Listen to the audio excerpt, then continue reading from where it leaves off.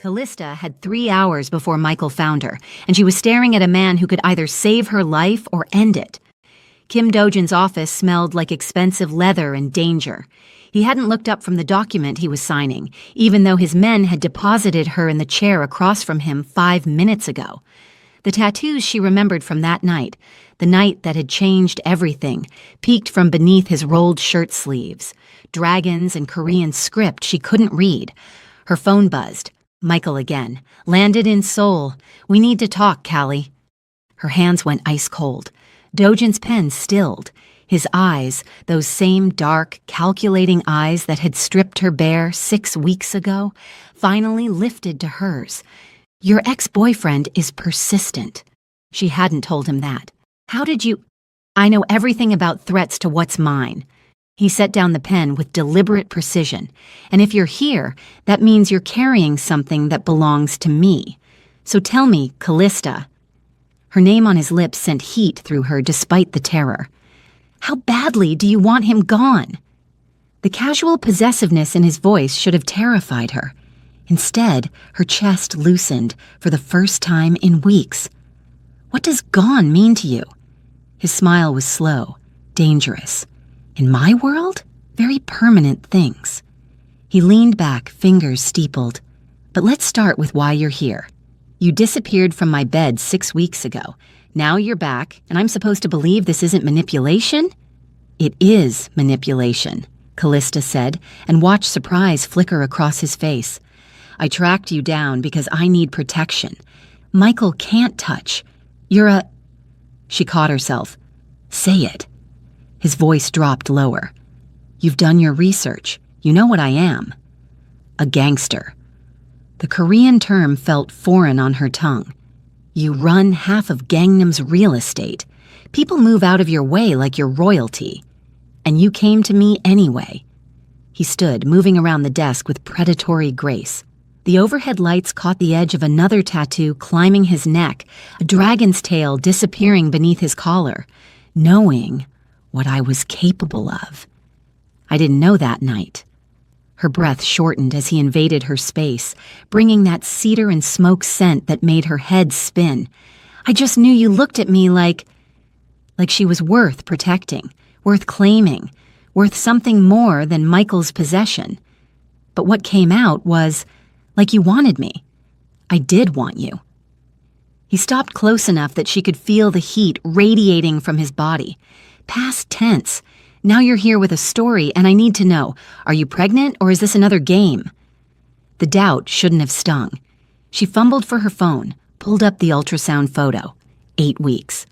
Her doctor had explained the timeline. 8 weeks from her last period meant conception happened 6 weeks ago, right when she'd made the most reckless decision of her life in that Gangnam bar.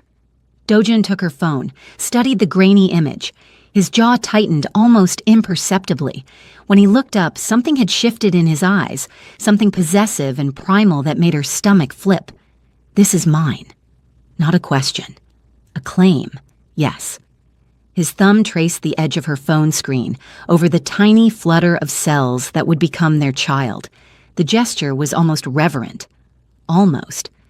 Then his expression hardened again. Michael knows you're pregnant? No. I found out 3 days ago.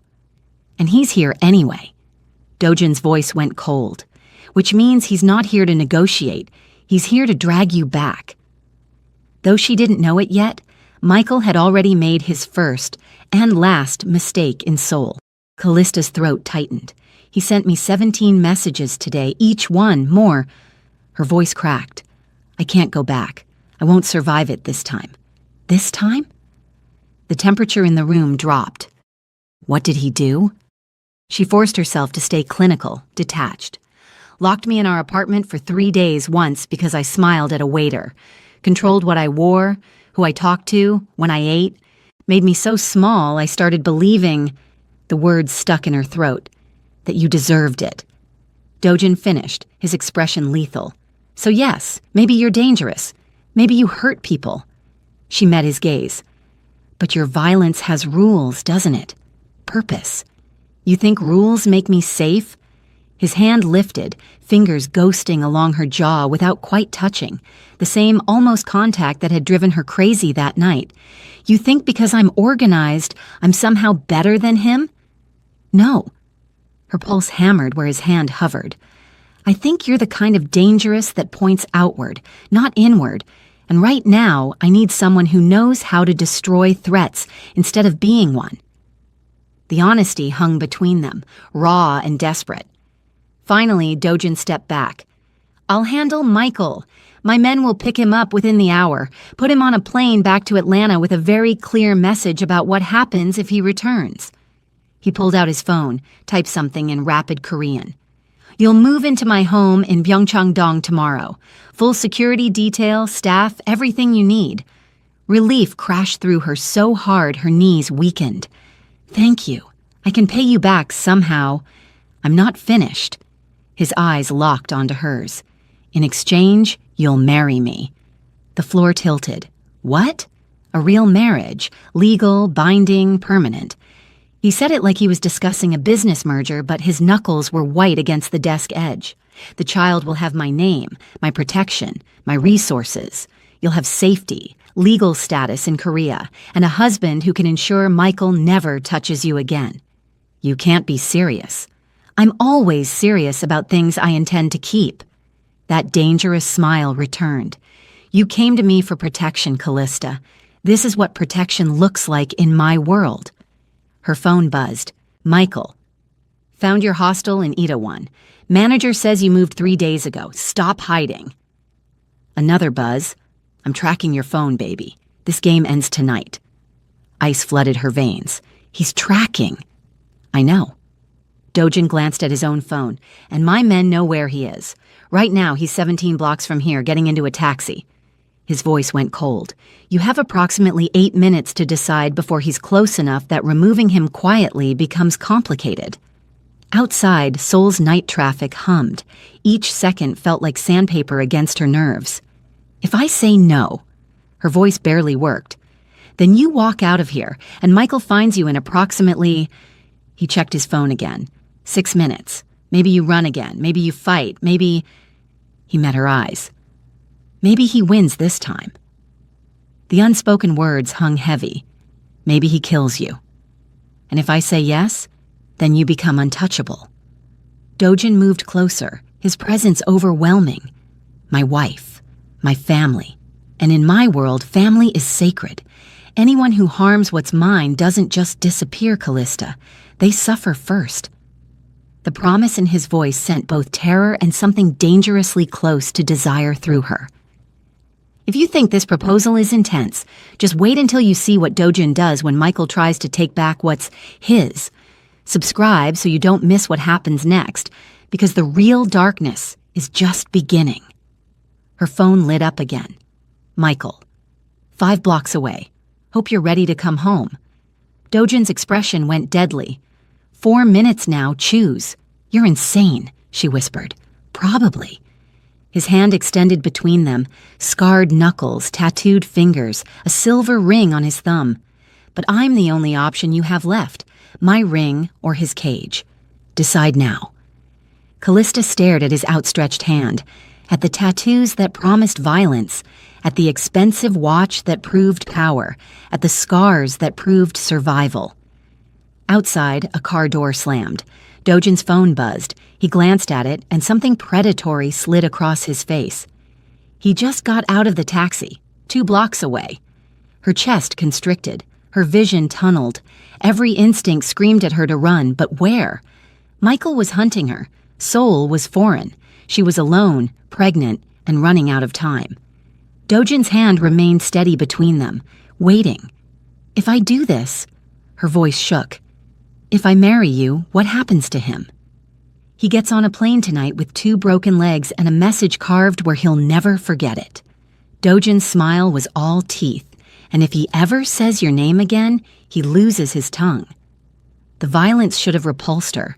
Instead, after 6 months of being Michael's victim, the promise of someone else absorbing that violence, for her, felt like oxygen. Downstairs, the building's main entrance chimed. He's in the lobby, Dojin said calmly. 10 seconds, Callista. Yes or no? Her hand moved before her brain could catch. Up, fingers closing around his. His grip tightened immediately, possessive and warm. Smart choice, Mrs. Kim. Then he pulled her behind him as his office door exploded open and Michael stood in the doorway, rage contorting his features. "Get away from my girlfriend!" Michael snarled. Dojin's laugh was cold as winter. "Wrong, she's my fiancée now." He squeezed Callista's hand once, then released her. "And you just made a very serious mistake coming here." What happened next would change everything, but not in any way Callista expected. Michael looked exactly how Callista remembered. Handsome in that all-American way that had fooled her for 6 months. Sandy brown hair, athletic build, the kind of smile that charmed her mother at Sunday dinners. Except now that smile was twisted with rage, and his hands were clenched into fists she knew too well. "Callista, baby, let's go home." His voice had that dangerous edge she'd learned to fear, the calm before the storm. "Stop this game." She stepped closer to Dojun instinctively, her body remembering before her brain caught up. The Korean man didn't move, but she felt the shift in his energy, predator recognizing prey. "You're in my building," Dojun said quietly, his accented English perfectly controlled, "which means you bypassed security and broke into my private office." He adjusted his cufflinks with deliberate calm. "In Seoul, that's a very serious crime." Michael's laugh was ugly. "I don't give a fuck about Seoul. That's my girlfriend, and we're leaving." "No." The single word from Dojin carried enough weight to make the air feel heavier. "She's my fiancée, and you have approximately 30 seconds to leave before this becomes a problem you won't survive." "Fiancée?" Michael's face went crimson. "You've been here 6 weeks, Callie. 6 fucking weeks, and you're engaged? You really are a whore, aren't you?" The slur hit like a slap. Dojin moved so fast Callista barely tracked it. One moment standing still, the next he had Michael's throat in his hand, the American's back slammed against the wall. A knife appeared in his other hand, pressed just below Michael's eye. "Say that again," Dojin whispered, deadly calm. "I want to make sure I heard you correctly before I carve your tongue out." Michael's eyes went wide, his bravado evaporating. I didn't. You called my fiancée a whore in my office, while she's carrying my child." The knife pressed harder, drawing blood. "Tell me, Michael, do you know what we do to men who disrespect women here?" "Dojun." Callista's voice came out strangled. He glanced at her over his shoulder, knife still pressed to Michael's face. "Yes? Don't kill him in your office. The carpet looks expensive." Something flickered in Dojun's eyes. Surprise, then dark amusement. "Practical. I like that." He turned back to Michael. "You're very lucky my fiancé has a sense of humor." He released Michael's throat, but kept the knife, visible. Before Michael could recover, Dojin pressed his intercom, speaking rapid Korean. Within seconds, 3 men in dark suits entered. The largest one, distinguished by a scar through his eyebrow, bowed slightly. "Mr. Park," Dojun said in English, "our guest needs transportation to Incheon Airport, first-class ticket back to Atlanta, tonight's flight." Because what Mr. Park would do during that car ride would ensure Michael never forgot the price of disrespect. Mr. Park's smile was cold. "Should we ensure he remembers Seoul's hospitality?" 2 broken fingers on his right hand, Dojin said with casual precision, "and make sure he understands. If he speaks her name again, he'll lose considerably more than fingers." Michael's face went white. "You can't. I know everything about you, Michael Chen." Dojin rattled off his Atlanta address, his mother's name, his boss's name. "You're 3 months behind on your Audi payment. Your company doesn't know you've been skimming pharmaceutical samples. Shall I continue?" The systematic destruction of Michael's bravado was almost surgical. "Callie, please." Michael's voice broke. "Baby, I love you. I made mistakes, but—" "Stop." Callista's voice came out stronger than expected. "You don't love me. You love controlling me. There's a difference." She moved closer to Dojun. "And I'd rather take my chances with him than spend 1 more second afraid of you." Michael's expression twisted into something ugly. "You think he's better? He's a fucking criminal, Callie. He'll hurt you worse than I ever did. Maybe, she said quietly, but at least his violence is honest. Mr. Park and his men moved forward. Michael tried to fight, landed one wild punch before they had him controlled, professional and efficient. Wait! Dojin crossed to Michael, leaned in close to whisper something that made the American's face go ashen. Then Michael was hauled toward the door, his threats echoing down the hallway until the door closed with a heavy click. The sudden silence felt deafening. Callista's knees gave out. She would have hit the floor if Dojin hadn't caught her, guiding her to the leather sofa. "Breathe," he commanded softly, crouching in front of her.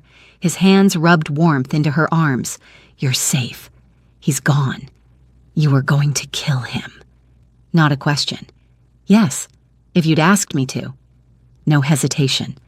"What did you whisper to him?" Dojin's smile turned dark. "I told him you're pregnant, so he knows exactly what he lost." He paused, "and that if he ever touches another woman the way he touched you, I'll hear about it, and I'll come to Atlanta personally." A hysterical laugh bubbled up. "This is your version of mercy? This is my version of restraint." He shifted to sit beside her, close enough that their thighs touched. "You have no idea what I wanted to do to him, Callista." She turned to look at him, really look at him. The violence barely leashed beneath his expensive suit, the tattoos that promised danger, but his hands on her were gentle. "Why?" The question came out raw. "Why does it matter so much? You barely know me." Dojin was quiet for a long moment. When he spoke, his voice was low, almost reluctant. "When I was 15, my mother tried to leave my father. He was violent, drunk, cruel. She took my younger sister and tried to run." His hand tightened on her wrist. "He found them in 3 days, put my mother in the hospital. My sister was 12. She stopped talking for 6 months. Callista's heart clenched. "Dojin, I killed him when I was 16, made it look like a gang hit," said flatly, "and I swore I would never let another man hurt a woman I had the power to protect." Finally, he looked at her. "So yes, I barely know you, but you're carrying my child. You came to me for safety. That makes you mine to protect. It's not negotiable." The confession hung between them, raw and honest. "There's another reason," he continued. His hand moved to cup her face. "That night, 6 weeks ago, you looked at me like I was worth wanting. Not my money, not my power, just me." His thumb traced her lower lip. "No one's done that in a very long time, and now that I've had it, I'm not letting it go." "You're insane," she whispered. "Probably." His face was inches from hers now. "But you said yes anyway." The kiss, when it came, wasn't gentle. It was claiming, consuming, 6 weeks of tension exploding between them. His hand fisted in her hair, her hands clutched his shirt, needing the solid reality of him. When they broke apart, both breathing hard, Dojin's eyes had gone molten. "Come home with me," he said roughly. "Let me show you what protection really looks like." "Okay." He stood, pulling her with him. "Fair warning, my home has 24-hour security and cameras everywhere except the bedrooms." His smile turned wicked. "Privacy is a luxury. You'll have to get used to being watched. As long as it's your people watching. Always my people." He grabbed his jacket. "And Callista? Once you're in my world, you don't leave without me. My enemies would use you against me in a heartbeat." She squeezed his hand. "Then keep me safe." His answering smile was pure predator. "Oh, I intend to." He led her toward a private elevator. "We need to discuss the wedding. My grandmother will expect proper ceremonies, both Korean and Christian." "Your grandmother?" Callista's brain struggled to catch up. "I'm meeting your grandmother?" "Tomorrow. She's been waiting 15 years for me to marry." The elevator descended. "Though I should warn you, she'll try to take over everything." "That's a lot." "Welcome to the Kim family. We're intense, possessive, and we don't believe in boundaries." His arm slid around her waist. "Still think you made the right choice?" The elevator opened to an underground garage. Dojin led her toward a black Genesis sedan. "Ask me again tomorrow," she said. Fair enough. They slid into the car's leather interior. His hand found her thigh, possessive and warm. But tomorrow you meet my family, and they're going to ask whether you're marrying me because you want to or because you have no other choice. His eyes held hers in the dim light, and Callista realized he needed the answer as much as his family would. But before she could respond, his phone buzzed. He glanced at it and his entire expression changed, going cold, dangerous. What? Callista's stomach dropped. Dojun's jaw tightened. My men lost Michael. Someone intercepted them between my building and the airport. He looked up, violence in his eyes. And now your ex-boyfriend has disappeared into Seoul with people who definitely aren't mine. The car pulled into traffic, and Callista's brief moment of safety shattered. Because apparently, Michael had enemies in Korea too, and they'd just made their move. The Kim family estate in Pyeongchang-dong sat behind 12-foot walls and enough security cameras to monitor a small country.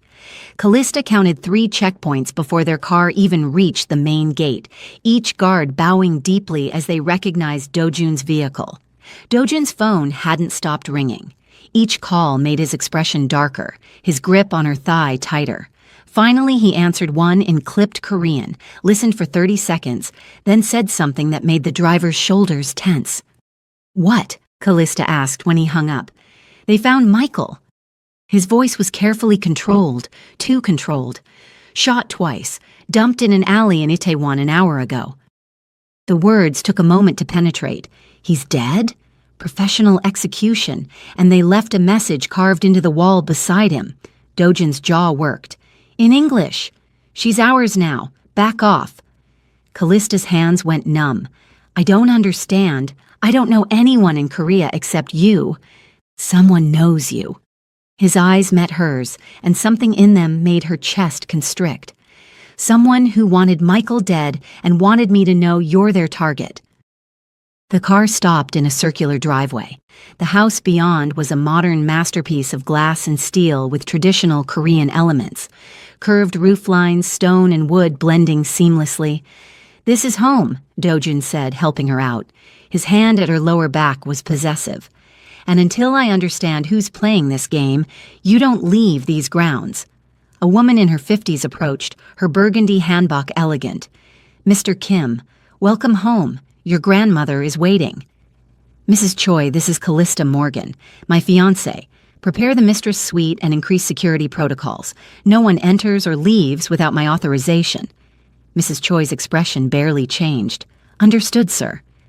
The interior was intimidating. Soaring ceilings, marble floors, expensive art mixed with traditional Korean calligraphy scrolls and silk cushions. Dojun, a voice rang out. Bring her here. Dojun's jaw tightened. My grandmother. Answer. Honestly, she can smell lies.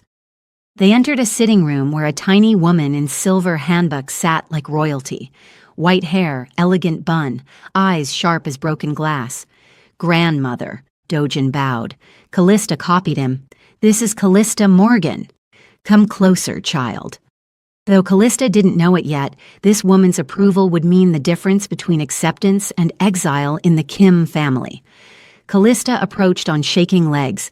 Up close, she could see Dojun's eyes in his grandmother's face, the same intensity. You're pregnant with my great-grandchild. Yes, ma'am. And you're American, black, not Korean. The old woman's stare was unflinching. Will that be a problem for you? Callista's spine straightened.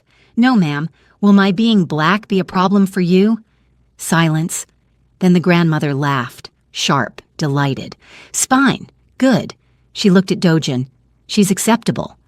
High praise, Dojun said dryly. Sit. Tell me when the wedding is. Callista sat, Dojun beside her, his hand finding hers immediately. 2 weeks, Dojun said.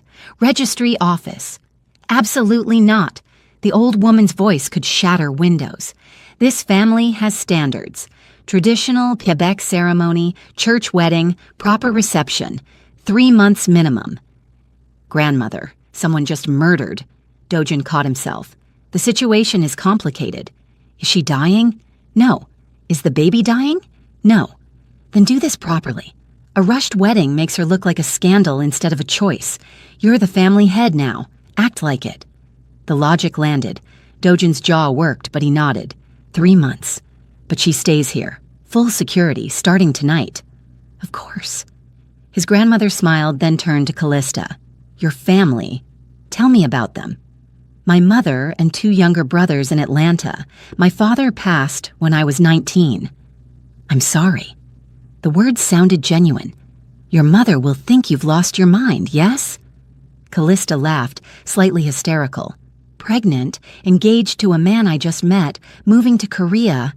She's going to lose it. Then we'll convince her. I'll arrange their travel. First class, 5-star accommodations for the wedding. I can't ask. You didn't ask, Dojin said firmly. Your family is my responsibility now, my honor. The casual wealth was dizzying. The grandmother stood. One more thing, child. My grandson is a criminal, but an honorable one. He won't lie to you. I hope you can say the same. Her eyes sharpened. Because I see secrets in your eyes, and secrets in this family become weapons. Before Callista could respond, Dojin's phone rang. He answered, and his entire body went rigid. His grandmother leaned close to Callista. Whatever you're hiding, tell him before someone else does. He forgives many things. Deception isn't one of them. Then she swept from the room. Dojin turned, his expression murderous. The ammunition used on Michael, Chinese manufacture, sold exclusively through certain channels connected to the Jade Serpent Triad. Who are they? Chinese organized crime. They've been trying to expand into Seoul for 5 years. I've been blocking them. His grip tightened. If they think you're leverage, they'll never stop coming. His phone buzzed. He glanced at it and cold fury washed over his face. He turned the screen toward her. A photo of her from today. Walking into his office building. The message below. Beautiful fiancé. Would be a shame if something happened to her. Let's talk business tomorrow, 3 p.m. Jade Garden Restaurant. Come alone or we send you pieces. Callista's knees buckled. Dojin caught her, his arms steel around her. Breathe. They won't touch you. They're watching me. They took that photo today. I know. His hand fisted in her hair, pulling her against his chest. His heart thundered beneath her ear. But they made a mistake. They showed me they want something, which means they need something. Or they just want me dead, she whispered. Then I'll kill every single one of them first. He pulled back, tilting her face up. His thumb brushed away a tear. I'm going to that meeting tomorrow, and I'm finding out exactly what they want. What if they want me? What if they want to trade me for... Then I'll burn their organization to ash. He said it with such calm certainty. His lips found hers, not the claiming kiss from before, but something deeper. A promise. You're mine, Callista. Mine to protect, mine to keep. I don't negotiate over what's mine. When they broke apart, both breathing hard, the fear hadn't disappeared, but it had transformed into something heated and dangerous. Take me upstairs, she whispered. Show me where I'm staying. His eyes darkened with understanding. She wasn't asking for a tour. Gladly, his hand slid to her lower back. But Callista, once we're behind that door, once I have you in my bed... His breath was hot against her ear.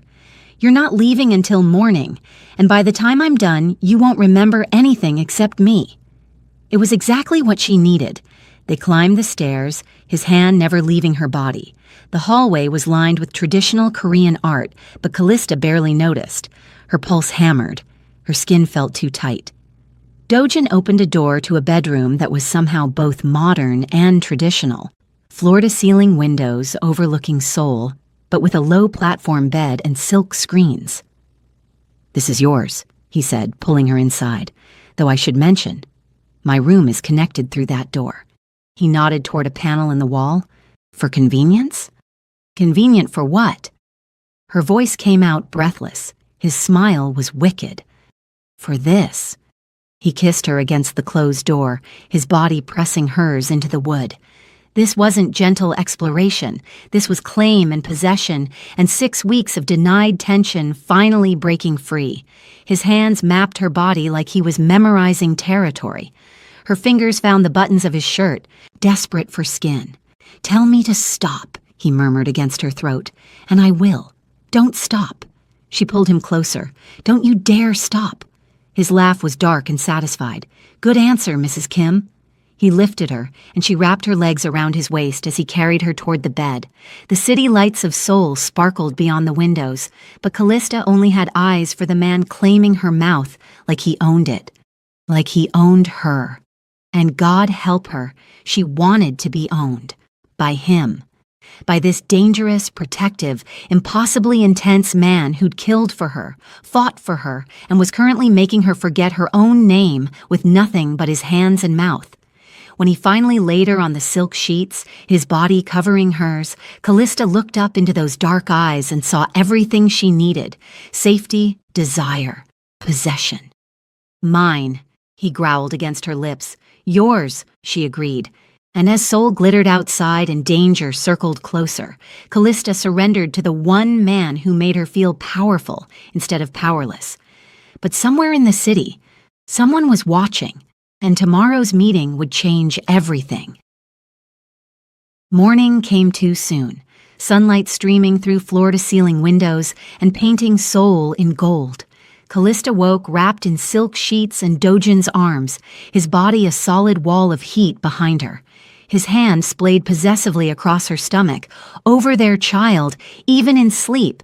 Last night had been, she didn't have words, consuming, transformative, the kind of intimacy that rewrote definitions. "You're thinking too loud." Dojin's voice was rough with sleep, his lips finding the curve of her shoulder. "What's wrong?" "You have a meeting with people who want to kill me in 6 hours. His arm tightened around her. "They want to negotiate, not kill. There's a difference." "Is there?" She turned in his arms to face him. Morning light caught the edge of his jaw, the tattoos climbing his neck. "Because that message said pieces, Dojin. Which is why you're staying here, surrounded by 20 armed guards and enough security to stop a small army." His hand cupped her face. "Trust me, I've been doing this a long time." "That's not reassuring." "It should be. I'm very good at violence." His smile was dark. "It's practically my love language." Despite everything, she laughed. "That's twisted. You married into a crime family. Twisted comes with the territory." He sat up, the sheets pooling around his waist. Sunlight illuminated every line of muscle, every scar. "My grandmother wants breakfast in an hour, which means you need armor." "Armor?" "Metaphorical armor. She's been planning my wedding since I was 12. He pulled out a simple black dress from the closet. "This should work." Callista took the dress, her fingers brushing his. The casual touch sparked heat between them. 6 weeks of tension, 1 night of release, and somehow it still wasn't enough. His eyes darkened, reading her expression. "We don't have time." "I know. But tonight..." His hand slid to her hip, possessive. "After this meeting, after I've dealt with these people, I'm going to take my time with you. Properly." The promise in his voice made her skin flush. "You better come back alive then." "Always." He kissed her.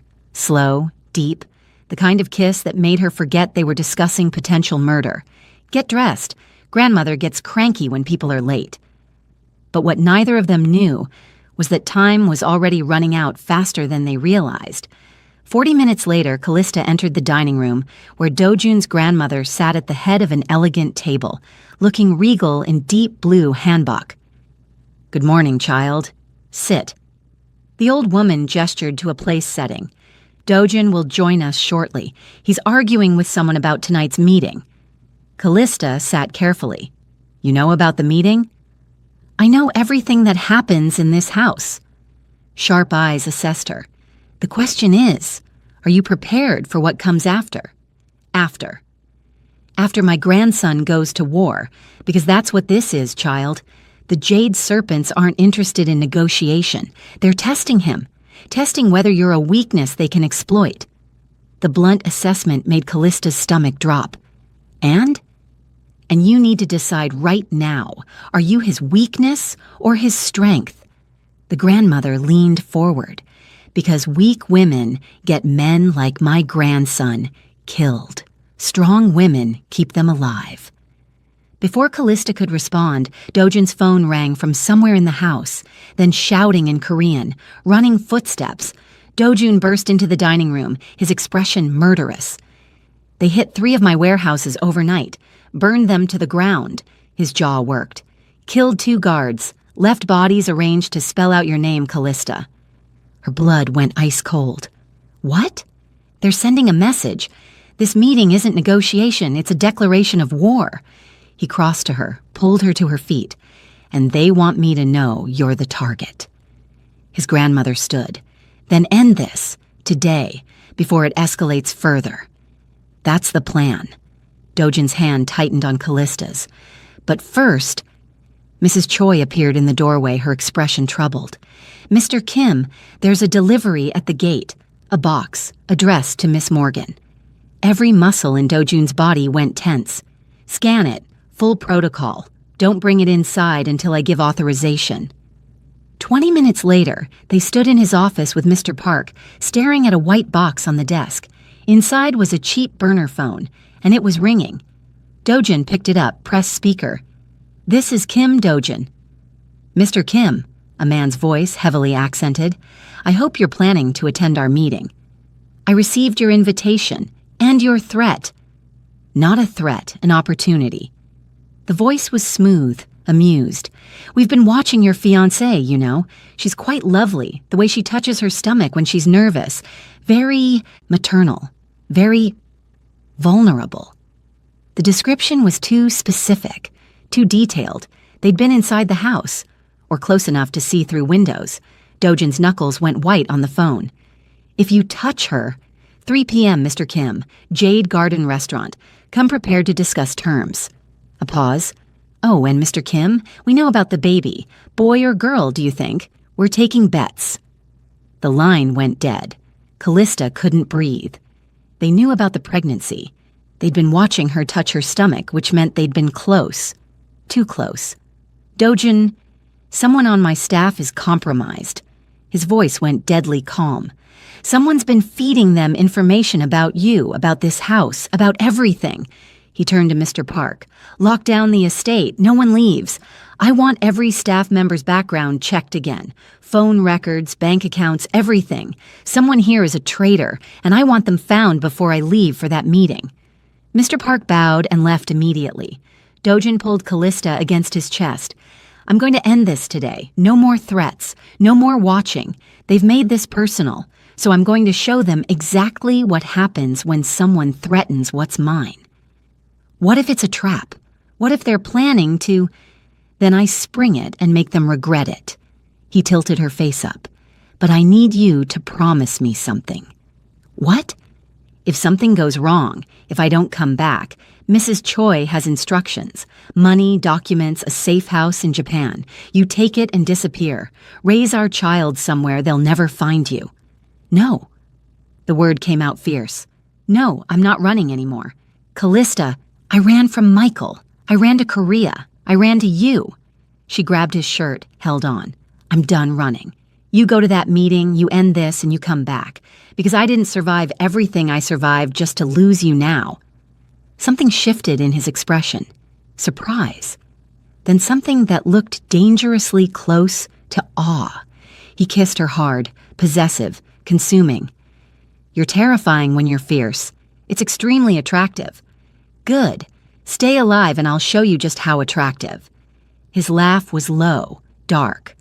You have a deal, Mrs. Kim. But even as he held her, even as he promised to return, Callista felt the weight of what was coming. This wasn't just a meeting. This was the moment that would either secure their future or destroy it completely. 2 hours later, Mr. Park entered the office where Callista sat with Dojin, reviewing security protocols. We found the leak, Mr. Park said grimly. Who?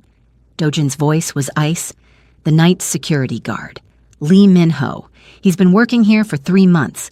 Background check came back clean, but we found a second phone in his locker. Text messages to a Chinese number. Photos of Miss Morgan. Details about your schedule. Dojin stood slowly. Where is he now? Secured in the basement. Waiting for your instructions. Good. Dojin's smile was terrifying. I'll deal with him after the meeting. Right now, he's leverage. He turned to Callista, which means they don't know we found him. They think their spy is still active. We can use that. How? By feeding them false information through him. Dojun's mind was clearly racing. Make them think I'm coming alone, unarmed, desperate, when really... His phone buzzed. He glanced at it, and his expression changed completely. Shock, then fury, then something that looked like fear. What? Callista stood. What is it? He turned the phone toward her. A video message. Short. 10 seconds. It showed the interior of what looked like a restaurant kitchen. Empty except for one thing. Explosives. Lots of them. Wired to what looked like a timer. The message below, the Jade Garden is wired to blow at 3:15 p.m. Whether you're inside or not, hope you weren't planning to order dessert. JS. Callista's world tilted. They're going to blow up the restaurant? With me inside, and probably dozens of civilians. Dojin's jaw worked. They're not negotiating. They're eliminating me and sending a message to every other organization in Seoul. The Jade Serpents don't make deals. They make examples. Then you can't go. Call the police, evacuate the restaurant. If I do that, they'll know I'm onto them. They'll scatter, regroup, and come back harder. This ends today, Callista, one way or another. He cupped her face, his thumb tracing her cheekbone. But I need you to understand something. What I'm about to do, it's not going to be clean or legal or anything you can be proud of. It's going to be brutal and dark and everything you should run from. She held his gaze.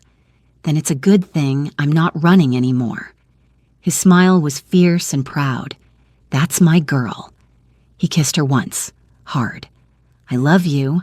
I should have said it better. Should have made it mean something, but I'm saying it now. I love you, and I'm coming back to you. The confession hit like a physical blow. Not casual, not easy, but raw and real and absolutely certain. I love you too, she whispered. So you better keep that promise. Always.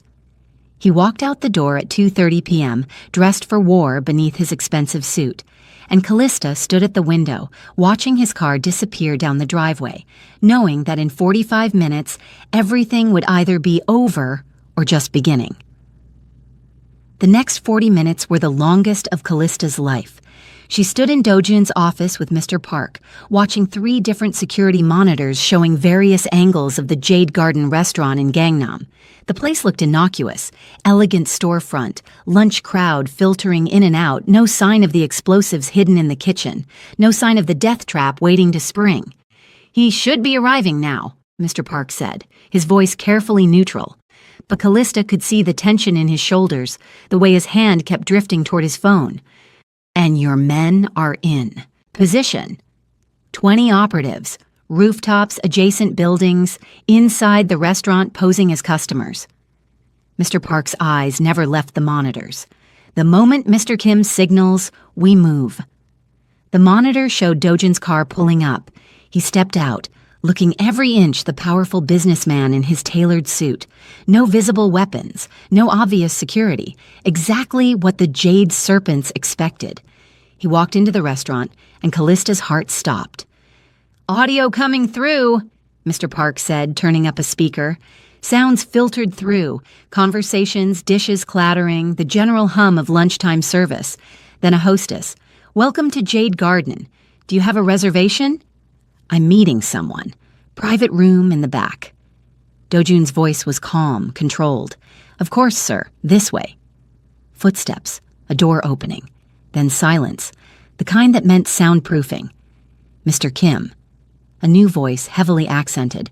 The same voice from the phone. So glad you could join us. Please sit. I prefer to stand. Suit yourself. I am Jiang Wei, representing the Jade Serpent Triad. These are my associates.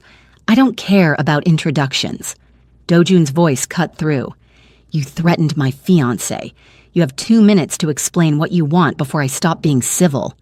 A laugh. Direct. I appreciate that. What we want is simple. Your shipping operations through Busan Port. Sign over 60% to us and we leave your fiancé alone. Refuse and, well, you saw what we did to your warehouses. 60%. $200 million annually. The number made Callista's head spin. You're asking me to hand you $200 million because you made some threats? Dojun's tone was ice. We're asking you to be smart. We have reach, you don't. Chinese government connections, supply chains you can't access. This is partnership, Mr. Kim, or elimination. Your choice. Partnership. Dojun's laugh was cold. You mean extortion. We call it evolution. Seoul is changing. The future is cooperation. Or, Zhang Wei paused, we make an example of you and your pregnant fiancé. The casual mention of the pregnancy made Callista's stomach drop. I have a counteroffer, Dojun finally said. You leave Seoul, permanently. Do that, and I let you leave this restaurant alive. But neither Dojun nor Callista knew that in the next 60 seconds, everything would spiral completely out of control. The temperature in the audio dropped. You let us leave alive? Zhang Wei's voice turned dangerous. Mr. Kim, I don't think you understand your position. Your fiancée is currently in your office with Mr. Park, watching monitors. She's wearing a black dress. She's touched her stomach 14 times in the last 30 minutes, a nervous habit. Ice flooded Callista's veins. They were watching. Right now. In fact, Zhang Wei continued, we could have her killed in the next 60 seconds. One phone call. So perhaps reconsider your counteroffer. Dojun's voice went deadly quiet. If you touch her, there won't be a hole deep enough for you to hide. Empty threats. You have until 3:15 to sign the contracts we've prepared. After that, a smile in his voice. The decision is made for you, permanently. 3:15, the bomb timer, 5 minutes from now. One more thing, Zhang Wei added. We know you have men positioned outside. We know you found Lee Min-ho. So ask yourself, if we know all of this, what else do we know? On the monitor, Callista saw movement. 3 black vans pulling up to the restaurant. Men in suits getting out, at least a dozen. Mr. Park, she started. Not ours, he said grimly. Reinforcements, they're boxing him in. Her phone buzzed. Unknown number. Hello? Miss Morgan. A woman's voice, cool and professional. My name is Lin Mei. I work for Zhang Wei. I'm currently in a vehicle 2 blocks from the Kim estate. In exactly 3 minutes, I'm going to enter through the service entrance, where your compromised security guard left us an access code. And then I'm going to demonstrate what happens to women who refuse to cooperate. Callista's throat closed. The estate is locked down. Is it? Your night guard wasn't the only one on our payroll, Miss Morgan. We've had access for weeks, so I suggest you convince Mr. Kim to sign. You have 3 minutes. The line went dead. Mr. Park, she said there are more. Callista's voice shook. More people working for them, inside the estate. His expression darkened. That's impossible. Glass shattered somewhere in the house. Not close, maybe the West Wing, but loud enough to make them both freeze. Then shouting in Korean, running footsteps. Another crash, this one closer, the gardens outside the window. Stay here. Mr. Park pulled his gun. Lock this door. Don't open it for anyone except me or Mr. Kim. He was gone before she could argue, the door slamming shut behind him. Callista stood alone, her heart hammering so hard she could feel it in her throat, more crashing. A woman screaming. Mrs. Choi? The sounds of the house being systematically invaded. Her phone rang. Dojun. Are you safe? His voice was tight with barely controlled fury. They're inside the house. Mr. Park left to listen very carefully. He spoke fast, urgent. There's a panic room behind the bookshelf. 3rd shelf, red leather book titled Korean Business Law. Pull it. Lock yourself in. Don't come out until I get you personally. What about you? The bomb. Our explosive specialist is trying to disarm it, but there's a problem. His voice dropped. Zhang Wei has a trigger device, a dead man switch on his phone. If his heart rate stops, if he lets go of the phone, if I do anything, the bomb goes off immediately. So I'm trapped here, keeping him calm while my team works. The trap was perfect, elegant, brutal. How long? She whispered. 4 minutes until 3:15. That's how long the specialist has to disarm it without Zhang. Way no ticing. Gunfire erupted through the phone. Sharp. Close. They're making their move. Get to the panic room. Now, I love you. The line went dead. Callista ran to the bookshelf with shaking hands, found the red leather book, pulled. The shelf swung open silently, revealing a small reinforced room. Supplies, a phone on the wall, and a gun cabinet with a digital lock. She stepped inside, started to pull the shelf closed. The office door exploded inward. Not from a key, from force. Someone had kicked it in. A woman stood in the doorway, mid-30s, elegant in a business suit, with cold eyes that assessed Callista like prey. Lin Mei. Miss Morgan. Her English was perfect. Step away from the panic room. Callista's hand froze on the shelf. How did you get in so fast? Your head of security is currently bleeding out in the west hallway. His access codes were very helpful. Lin Mei stepped into the office and Callista saw the gun in her hand. Now, away from the door, slowly. Every instinct screamed at Callista to slam the shelf closed, lock herself in, hide like she'd hidden from Michael 100 times before. But hiding hadn't saved her then, and it wouldn't save Dojun now. Her eyes flicked to the gun cabinet inside the panic room. Digital lock. 4 digits. What would Dojun use? Their baby's due date. His birthday. I can see you thinking, Lin Mei said, moving closer. Don't. You're not a fighter, Miss Morgan. You're a victim. A woman who runs from problems. That's why you came to Korea, yes? Running from your abusive boyfriend? The words hit like slaps, designed to wound, to remind her of weakness. We know everything about you, Lin Mei continued.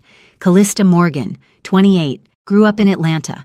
Father died when you were 19. Car accident. Very sad.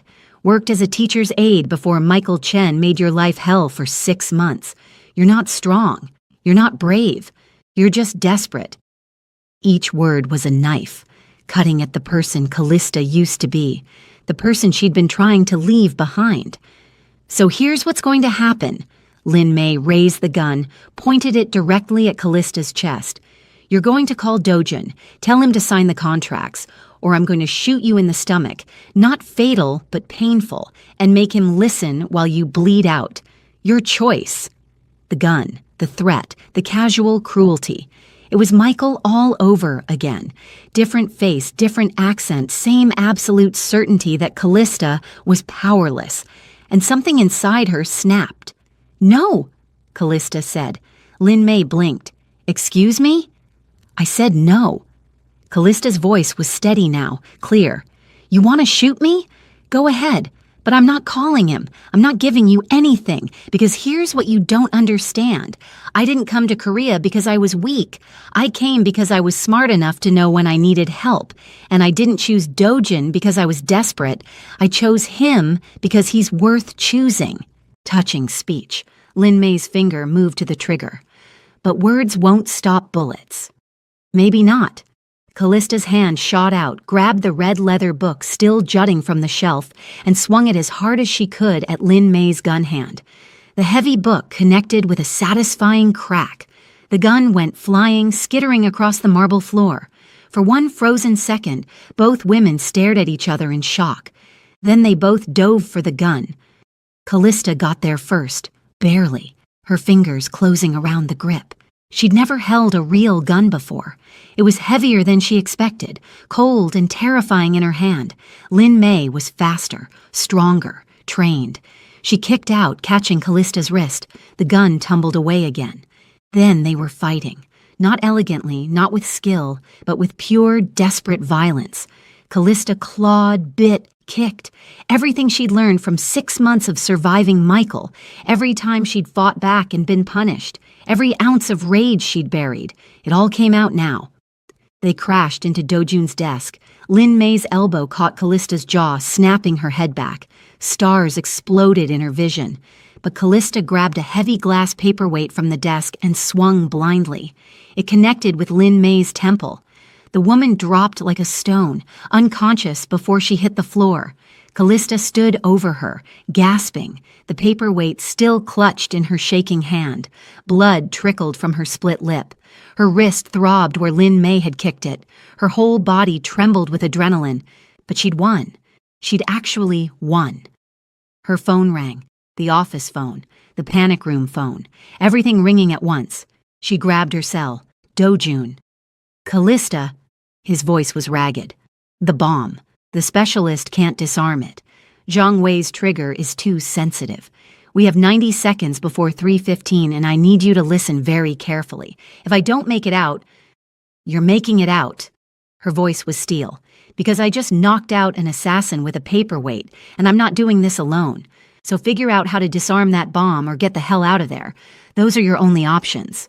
Silence. Then, you knocked out. What? Long story, 90 seconds. Move. She heard him laugh, wild, slightly unhinged. That's my girl, Zhang Wei. His voice turned cold, addressing someone else. Slight change of plans. You're going to drop that trigger. Right now. Or what? Zhang Wei's voice filtered through. You'll shoot me. The trigger releases when my hand relaxes. You kill me. We all die. True, Dojun agreed. But see, my fiancé just fought off one of your assassins, which means she's safe, which means I no longer have anything to lose. So here's my counteroffer. You drop the trigger gently onto the table, or I shoot you in both kneecaps and watch you bleed while the bomb counts down. We'll die together. Your choice. The silence was deafening. Then, movement. A soft thud through the audio. Good. Choice, Dojin said. Specialist, you have 60 seconds. Make them count. Callista stood in the office, blood dripping from her lip, an unconscious woman at her feet, and listened to the most terrifying 60 seconds of her life. 50 seconds. The sound of tools.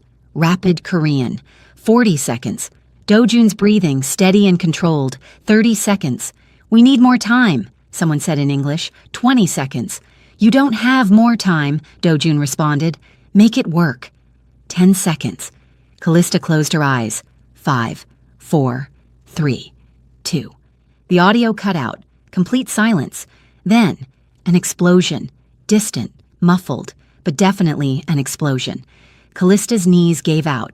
She hit the floor beside Lin May's unconscious body, her phone slipping from nerveless fingers. He was gone. Dojin was gone. The restaurant had exploded and he was... Her phone rang. She scrambled for it, her hands shaking so badly she almost dropped it. Callista. Dojin's voice. Alive. Breathless, but alive. We're clear. Specialist disarmed it with 2 seconds left. Zhang Wei tried to run, didn't make it far. The explosion you heard was the kitchen device. Specialist triggered it remotely after evacuating the kitchen staff. Controlled detonation, no casualties. She couldn't speak, couldn't breathe. Relief crashed through her so violently she thought she might pass out. Baby, talk to me. Are you hurt? Her voice broke. I'm okay. Lin May is unconscious. I hit her with a paperweight. You hit her? He laughed, the sound slightly hysterical. God, I love you. I'm coming home. 20 minutes. Don't move. And Callista? Yes? We're done running. Done hiding. This ends today. All of it. The line went dead. Callista sat on the floor of Dojun's office, surrounded by the wreckage of their war, and finally, let herself cry. Not from fear, not from relief, but from the overwhelming realization that she'd become someone new, someone who fought back, someone strong enough to protect what she loved. And when Dojin walked through that door, she'd show him exactly what that meant. Dojin found her sitting on the floor of his office, blood on her lip, an unconscious assassin at her feet, and defiance in her eyes that made his chest tighten with something that felt dangerously close to awe. You hit her with a paperweight, he said from the doorway, taking in the scene with a mixture of pride and possession that made his hands shake. Callista looked up at him, and the relief that washed over her face nearly broke him. You're alive! So are you. He crossed the room in 3 strides, pulled her up and kissed her like he'd been drowning and she was air. Hard, desperate, claiming. His hands framed her face, his thumbs wiping away tears. She didn't seem to know she was crying. You fought back. You actually fought back. I didn't have a choice. But her voice was steady, strong. She threatened to shoot me in the stomach, make you listen, while She couldn't finish. I know. His forehead pressed against hers, his breathing still uneven from the sprint through Seoul traffic, from the bomb, from thinking he might lose her. Lin May's specialty is psychological torture. She would have done exactly what she threatened, but you stopped her. With a paperweight. A slightly hysterical laugh bubbled up. I don't even know how. Survival instinct, the same instinct that got you away from Michael, that brought you to me. He pulled back just enough to see her face, his thumb tracing the split in her lip. You're not a victim anymore, Callista. You haven't been for a while. You just needed to prove it to yourself. Behind them, Mr. Park appeared in the doorway with 4 security personnel. His left arm was bandaged, blood seeping through, but he was upright and alert. Mr. Kim, the estate is secured. We found 2 more Jade Serpent operatives, kitchen staff who've been here for 6 weeks, both in custody. And Zhang Wei? Dead. He tried to detonate a backup device after you disarmed him. It malfunctioned. Killed him instead. Mr. Park's smile was grim. Poetic justice. Dojin nodded once. Secure Lin May. I want her interrogated. Names, contacts, every detail of their Seoul operation. Then reach out to our contacts in the Chinese government. The Jade Serpents just declared war on Korean soil. That's going to have diplomatic consequences they're not prepared for.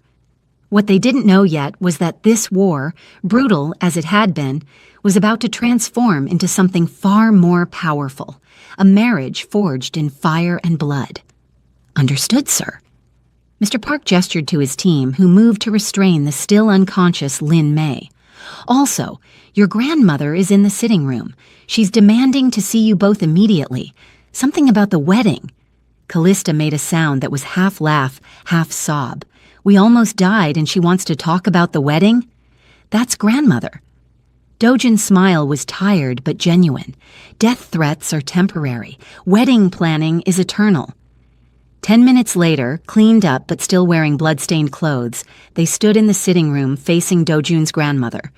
Minji sat beside her, eyes wide as she took in their appearance. You look terrible, the grandmother said bluntly, but you're alive. That's acceptable. We were attacked, Dojin said. The Jade Serpents. I know what happened. Mrs. Choi kept me informed. The old woman's eyes were sharp. 3 explosions on my property, 2 dead guards, multiple injuries, and my grandson trapped in a restaurant with a bomb. She stood, crossed to Callista, and did something unexpected. She hugged her. You fought back. That's good. That's what Kim women do. We fight. Callista's throat tightened. I'm not a Kim yet. Aren't you? The grandmother pulled back, studied her. You protected this family. You shed blood for this house. You chose to stand instead of hide. That makes you one of us, papers or not. She turned to Dojun. The wedding. We're moving it up. Grandmother, we agreed on 3 months. That was before today. Before I watched my family almost get destroyed because someone thought we were vulnerable. Her voice turned steel. We marry you 2 in 1 week. Traditional Pieback ceremony. Small family gathering. Nothing public. We show strength, unity, and make it clear that the Kim family doesn't cower from threats. Agreed? Dojin looked at Callista, his hand finding hers. Your call. 1 week or 3 months. I'll marry you whenever you're ready. Callista thought about everything that had happened in the past week. The fear, the violence, the transformation from victim to fighter. She thought about Michael, about Lin May, about every person who'd tried to make her small and powerless. 1 week, she said firmly. I'm ready now. The grandmother smiled, a rare, genuine smile. Good. Minji will help you prepare. There's much to learn about Korean wedding traditions, but you'll manage. She moved toward the door, then paused. Also, I'm having the West Wing renovated into a nursery. The baby will need proper accommodations. I'm thinking traditional Korean design with modern safety features. We'll discuss details tomorrow." She swept out, Minji following after shooting them an apologetic smile. "She's already planning the nursery," Callista said faintly. "She's been planning it since I told her you were pregnant. Probably has blueprints." Dojin pulled her closer, his arms wrapping around her from behind, his hands settling over her stomach. "How are you really? Not just physically, all of it." She leaned back against his chest, letting his solid warmth ground her. "I'm terrified. I'm exhausted. I'm somehow proud of myself and horrified by what I did all at once." She turned in his arms. "But I'm free. For the first time in years, I actually feel free." "Because you fought back." "Because I chose to." Her hand slid up his chest, feeling his heart thunder beneath her palms. "Michael used to tell me I was weak, that I needed him, that I'd never survive on my own." She smiled, and it was fierce. "He was wrong, and so was Lin May. I'm not weak, I'm just strong in ways they couldn't recognize." He kissed her softly, carefully, mindful of her split lip. "You're the strongest person I know, Callista. You survived Michael. You came to a foreign country alone and pregnant. You negotiated with me when you had no leverage. You fought an assassin with office supplies." His laugh was low, admiring. "You're magnificent." The praise shouldn't have affected her so much, but after years of being told she was worthless, hearing this dangerous, powerful man call her magnificent, it rewrote something fundamental inside her. "Take me upstairs," she whispered. She couldn't articulate what she needed, to feel alive, to celebrate survival, to claim this moment of peace before the next storm. "I know what you need." His voice dropped, rough with promise. "And I'm going to give it to you, all night, until you forget every bad thing that happened today and only remember us." He lifted her, ignored her protests that she could walk, and carried her through the house, past staff cleaning up broken glass and debris, past security repositioning, past all evidence of the war they'd just survived. His bedroom was untouched by the violence. Pristine. Safe. The floor-to-ceiling windows overlooked Seoul's glittering nightscape, but Dojun immediately closed the curtains, sealing them in. "No one watches us tonight," he said, setting her down gently. "This is just ours." He undressed her slowly, carefully, cataloging every bruise and scrape with gentle fingers and softer kisses. When he found the bruise blooming on her ribs where Lin May had kicked her, his expression went dark. "She's lucky she's already unconscious," he muttered against her skin. "Dojin." Callista's hands threaded through his hair, pulling him back up. "I'm okay. We're okay. Focus on that." "I almost lost you today." His voice cracked slightly. "When I heard those explosions, when I couldn't get to you, but you did get to me. We're here, together, safe." She kissed him, pouring everything she felt into it. Gratitude, desire, love, relief. So stop thinking about what almost happened and focus on what's happening now. What happened now was slow and reverent and achingly tender. Nothing like their first desperate night or even the passionate claiming after Michael left. This was something deeper, a joining that acknowledged how close they'd come to losing each other, how precious this moment was. Dojin worshipped every inch of her like she was sacred. His hands mapped her body with possessive gentleness. His mouth followed, kissing away the fear, the pain, the memory of violence. And when they finally came together, his forehead pressed against hers, their breath mingling. It felt less like intimacy and more like a vow, a promise written in touch and breath and complete surrender. "I'm here. You're here. We survived. We're building something worth surviving for." After they lay tangled together, the city lights filtering through gaps in the curtains, casting shadows across their intertwined forms. "1 week until you're officially Mrs. Kim," Dojin murmured against her hair. "Think you can handle being married to a criminal?" "I think I can handle anything now." Her fingers traced the dragon tattoo on his ribs. But yes, I want this. I want you. I want the life we're building, even if it's dangerous and complicated and nothing like what I planned. What did you plan? Before all this? She was quiet for a moment, remembering. Safety, normalcy, a quiet life where no one hurt me and I hurt no one. She laughed softly. That sounds so boring now. Boring can be good. Maybe, but this... She gestured between them, encompassing everything. This is real. Raw. It's teaching me who I actually am, not who I thought I should be. She propped herself up on one elbow, looking down at him. I came to you for protection, but what I got was transformation, and I wouldn't trade that for anything. His hand cupped her face, thumb brushing her cheekbone. I love you. I know I've said it, but I need you to understand. I don't love easily. Don't trust easily. But you... He struggled for words. You made me want to try, made me believe I could be something more than just violence and control. You are more than that. She kissed him softly. You're the man who protected me when I needed it, challenged me when I was ready, and loved me even when I was a mess. That's who you are. They fell asleep like that, wrapped around each other, safe in the eye of the storm they'd just survived. 1 week later, Callista stood in a traditional hanbok, red and gold, elaborate and beautiful, while Minji adjusted her hair one final time. Nervous? Minji asked, her reflection smiling in the mirror, terrified. But Callista's smile was genuine. Good terrified, though, like standing on the edge of something amazing. That's exactly what marriage to my brother is. Amazing and terrifying in equal measure. Minji squeezed her shoulder. But you'll be good for him. You already are. The pieback ceremony was intimate. Just family and a few close associates. Dojin looked devastating in his traditional hanbok, his eyes never leaving Callista as she entered. The ceremony itself was beautiful. Bowing to ancestors, sharing dates and chestnuts, symbolizing children and harmony, the formal acceptance into the Kim family. When Dojin's grandmother placed the final blessing, Callista felt something shift inside her. She wasn't just Callista Morgan anymore. She was Callista Kim, part of something bigger, stronger, more enduring than she'd ever imagined. At the small reception after, Dojin pulled her aside onto a private terrace overlooking the estate.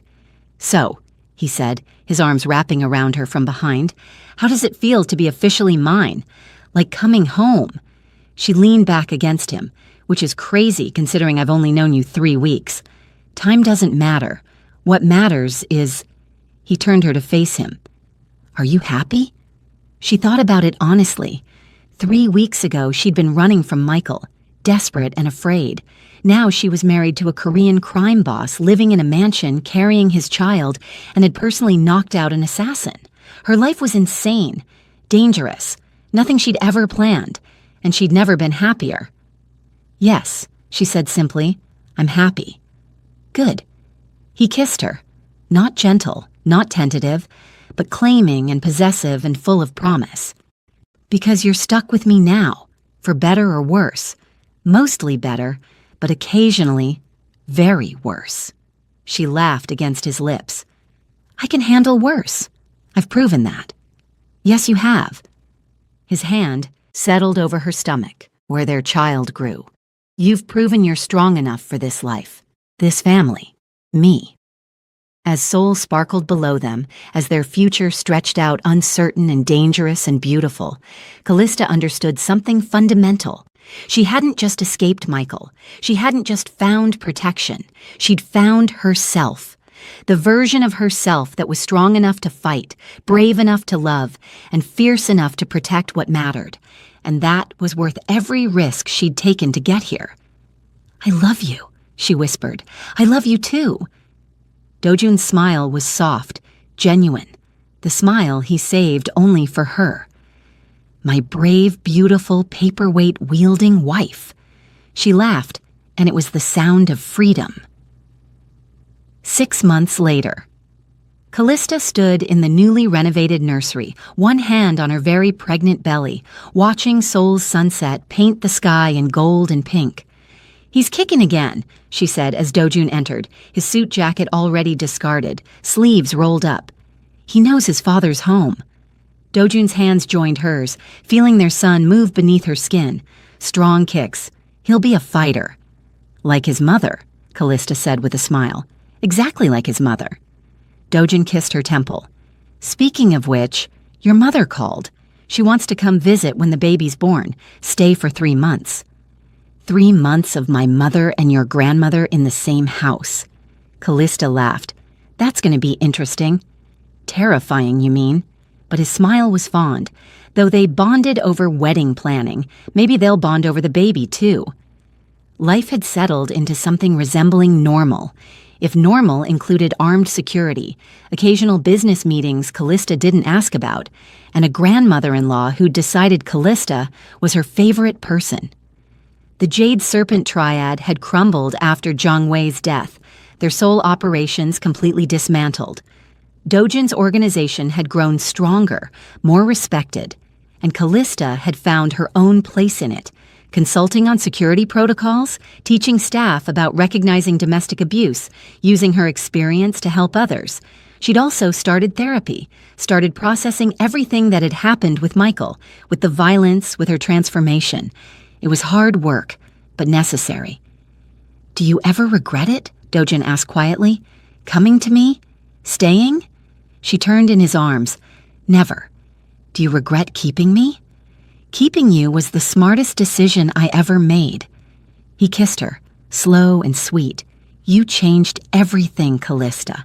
My life, my family, me."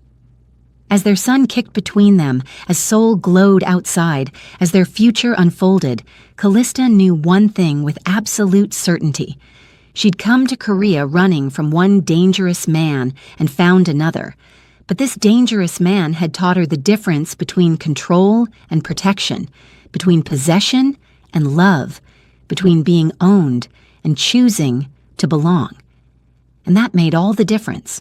Callista's journey from Michael's victim to Mrs. Kim, the woman strong enough to fight for her own happy ending. That's what this story is all about. Transformation, choosing your own strength. If you connected with her story, if you felt those emotions, leave a like to let me know. Comment below and tell me, Team Dojun from the start, or did he have to win you over? And subscribe if you're ready for more Afro-Korean romance, where our heroines don't wait to be saved. They become the storm. I'll see you in the next chapter of someone else's love story. Until then, stay fierce.